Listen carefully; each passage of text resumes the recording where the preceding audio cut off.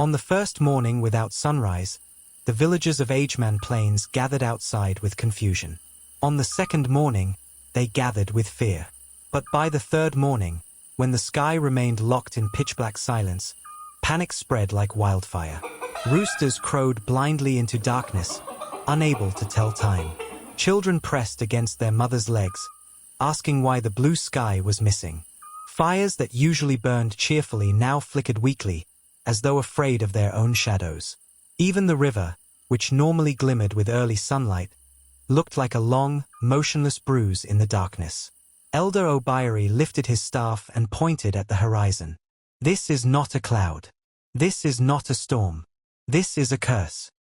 The villagers whispered. Some knelt. Some cried. A few swore they saw shapes crawling through the tall grasses. Livestock bleated restlessly, forming tight circles as if sensing a predator. The elders gathered in a frantic meeting.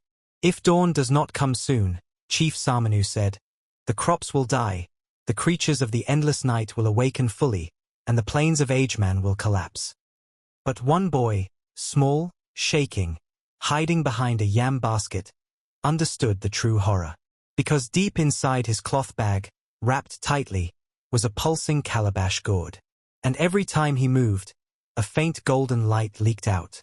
Adu felt the glow burning against his chest. He knew this endless night was no accident. It was his fault. The world was breaking because of him. And if the villagers found out, he feared they would break him too. It had begun only 3 nights earlier, when nothing felt dangerous at all, only exciting. Adu had always been the smallest, least noticed boy in Ageman Plains. The others mocked him endlessly. "You can't run fast. You can't climb. You're too weak. You talk too much." Adu longed for one thing, to be admired, to be seen, to be the boy everyone whispered about.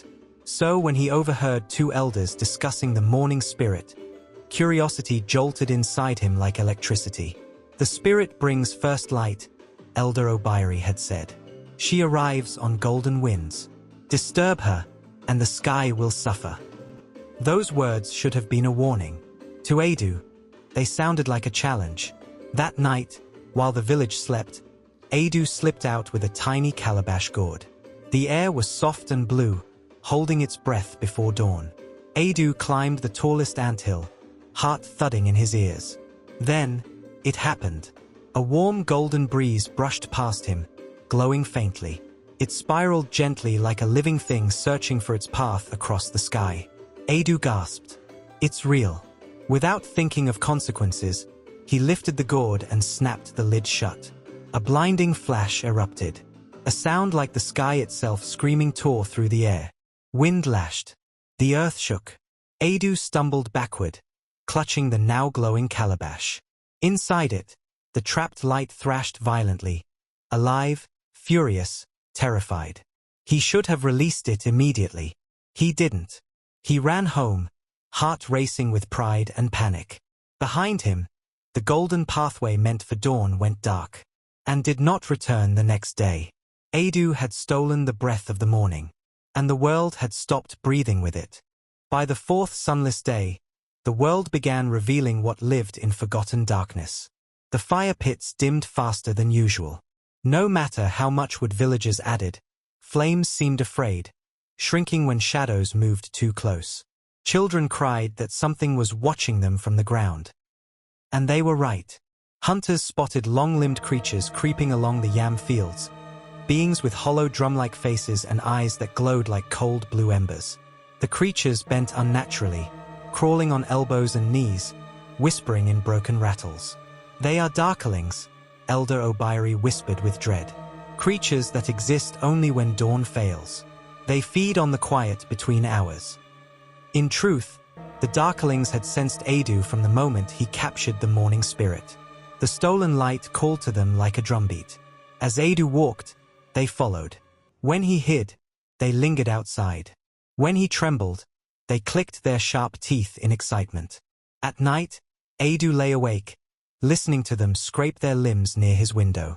The gourd pulsed, warm, frightened, desperate. Something inside it cried softly, like wind trapped in a bottle. Adu pressed his hands over his ears. He had thought stealing the morning would make him important. Instead, it had made him a target. That night, Chief Samanu gathered the elders. "We must find where dawn has gone," the chief said. "If we fail, the plains will rot, and the creatures will overtake us." Adu's heartbeat hammered. He knew where dawn was. He knew who was responsible. But fear held his tongue captive, fear of punishment, fear of shame, fear of losing the only thing that made him feel worthy. The idea that one day, people might admire him. Meanwhile, the Darklings circled the village, waiting for the night to grow darker, and for dawn to never return. Adu could no longer breathe under the weight of guilt. Not when babies wailed through sleepless nights. Not when elders shivered beneath blankets. Not when Darklings dragged their long fingers across door frames, searching for weakness. That evening, after hearing whispers that the village might soon attempt a dangerous ritual to force the sun back, Adu snapped. He grabbed the trembling gourd and ran, feet pounding through dirt, tears blurring his vision, straight to Elder Obiari's hut.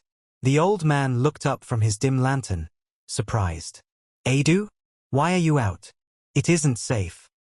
"I did it," Adu blurted out, chest heaving. "It's my fault. The darkness is my fault." The elder stared. "Child, what are you saying?" Adu set the calabash down. Light leaked from its cracks like trapped lightning. Elder Obiari gasped and staggered backward. Adu confessed everything. The curiosity, the jealousy, the moment he snapped the gourd shut. How the sky screamed. How he hid. How the Darklings followed him. How he couldn't sleep without hearing the spirit crying inside. When he finished, his tears dripped onto the dusty floor. "I didn't want to hurt anyone," he whispered. "I just wanted to be something." Obiari's eyes softened, then filled with sorrow. "Oh, child, you stole the spirit of dawn. She is no simple light. She is the heart of the sky." Elder Obiari steadied the shaking boy. "There is only one place where she can be freed, the hollow of hours. But spirits demand payment for what was taken." Adu swallowed hard. "What kind of payment?" "A sacrifice," Obiari murmured. "The spirit will ask for what you fear losing most." And for the first time, Adu feared something more than punishment. He feared what the spirit might take. Before the next false morning, Elder Obiari and a small group of hunters prepared to escort Adu toward the Hollow of Hours.